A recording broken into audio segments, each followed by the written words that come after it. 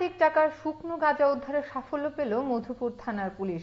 জানা যায়, সোমবার গভীর রাতে বড়বাড়ি এলাকার যুগেশ দেববর্মার বাড়িতে অভিযান চালায়, যার নেতৃত্বে ছিলেন ওসি দেবজিৎ চ্যাটার্জি।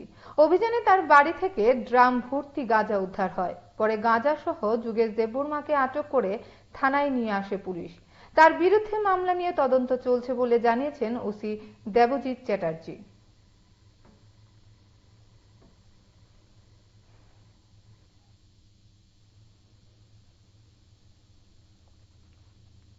আমাদের মধুপুর থানাতে আমাদের কাছে খবর আসে সন্ধ্যার পর যে একটি বাড়িতে, বড়বাড়ি অঞ্চলের একটি বাড়িতে, ওখানে কিছু পরিমাণ গাঁজা মজুত করা হয়েছে। এই সংবাদ পেয়ে আমরা সাথে সাথে ঘটনাস্থলে যাই এবং ঘটনাস্থলে গিয়ে আমরা ওখানে একটি বাড়িতে রেড করি এবং সেখান থেকে 36 কেজি ড্রাই ক্যানাবিস আমরা উদ্ধার করতে পারি। এরপর সমস্ত প্রসিডিউর মেনে আমরা তা সিজ করি ঘটনাস্থলে এবং এই ঘটনাতে একজন ব্যক্তিকে আমরা আটক করি।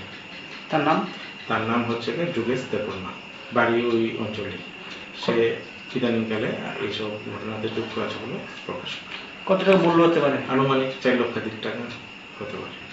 কোন সময় ঘটনা হয়েছে? এটা সন্ধ্যার পর হয়েছে ঘটনাটা। আমাদের কাছে সংবাদ আসে, এরপর আমরা ঘটনাস্থলে যাই পুরা টিম এবং গিয়ে তল্লাশি চালাই।